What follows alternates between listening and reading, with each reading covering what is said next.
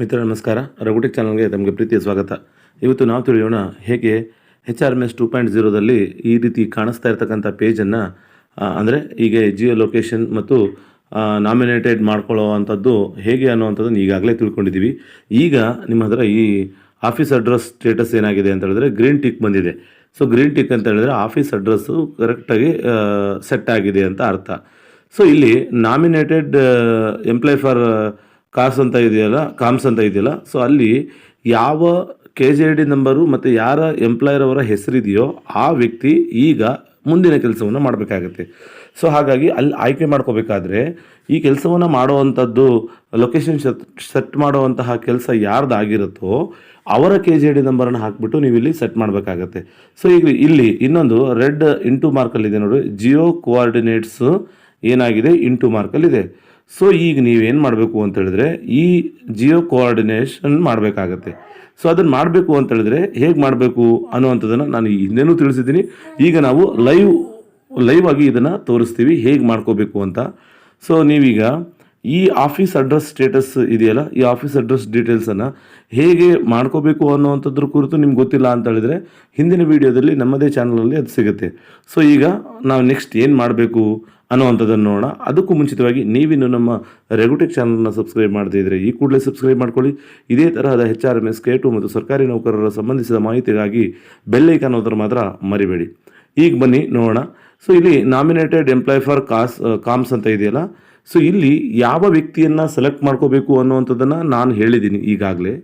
So ಇನ್ನೊಂದು ಸಲ ಹೇಳ್ತಾ ಇದ್ದೀನಿ, ಯಾವ ವ್ಯಕ್ತಿಯನ್ನು ತಗೋಬೇಕು ಅಂತ ಹೇಳಿದ್ರೆ ಅಲ್ಲಿ ಆಫೀಸ್ ಲೊಕೇಶನ್ನಲ್ಲಿ ಇದ್ದು ಯಾರು ಇದನ್ನು ಲೊಕೇಶನ್ ಸೆಟ್ ಮಾಡಿದಾರೋ ಅವರ KJD ನಂಬರನ್ನು ನೀವು ಹಾಕಿದರೆ ಸಾಕಾಗುತ್ತೆ.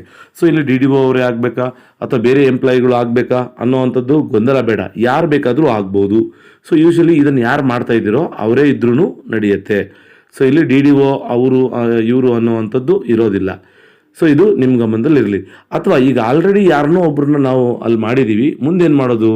ಬನ್ನಿ, ಮೊಬೈಲ್ ಅಪ್ಲಿಕೇಶನ್ ESS ಅನ್ನೋವಂಥದ್ದನ್ನು ಡೌನ್ಲೋಡ್ ಮಾಡ್ಕೊಂಡಿದ್ದೀರಾ. ಸೊ ಅದನ್ನು ನಾನೀಗ ಓಪನ್ ಮಾಡ್ತಾ ಇದ್ದೀನಿ. ನೋಡಿ, ಹೋಮ್ ಪೇಜಲ್ಲಿ ಅಪ್ಲಿಕೇಶನ್ ಇದೆ HRMS ESSR2 ಅಂತ. ಸೊ ಅದನ್ನು ನಾವು ಸಕ್ಸಸ್ಫುಲಿ ಆಗಿ ರಿಜಿಸ್ಟ್ರೇಷನ್ ಮಾಡ್ಕೋಬೇಕು.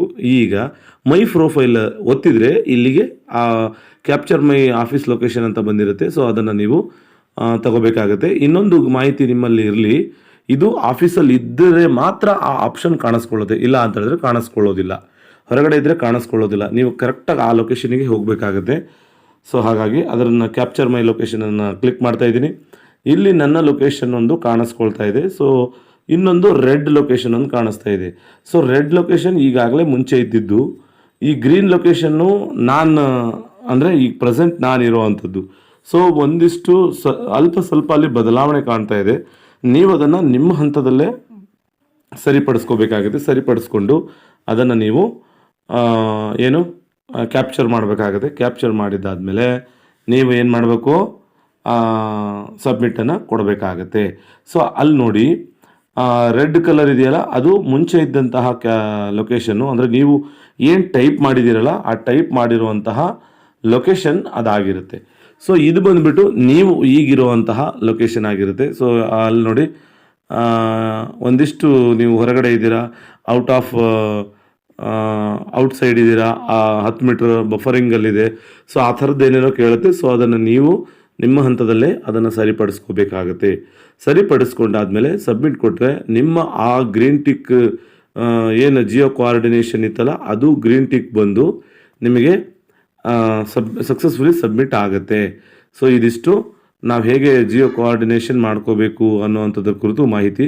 ಸೊ ಇದನ್ನೆಲ್ಲ ಮಾಡಿಕೊಂಡ್ರೆ ನಿಮಗೆ ನೆಕ್ಸ್ಟು ಕಾಮ್ಸ್ ಅಂದರೆ ಕರ್ತವ್ಯ ಆ್ಯಪ್ ಇದೆಯಲ್ಲ, ಸೊ ನಮ್ಮದು ಡೈಲಿ ಅಟೆಂಡೆನ್ಸ್ ಆ್ಯಪು, ಅದರಲ್ಲಿ ಅದು ಸೆಟ್ ಆಗುತ್ತೆ. ಸೊ ಇದಾಗಿತ್ತು ಈ ಹೊತ್ತಿನ ಮಾಹಿತಿ ಇಷ್ಟವಾಗಿದ್ದರೆ ಲೈಕ್ ಮಾಡಿ, ಶೇರ್ ಮಾಡಿ, ಸಬ್ಸ್ಕ್ರೈಬ್ ಮಾಡೋದನ್ನು ಮಾತ್ರ ಮರಿಬೇಡಿ. ಏನಾದರೂ ಡೌಟ್ಸ್ಗಳಿದ್ರೆ ಕಮೆಂಟ್ ಮಾಡಿ. Thank you.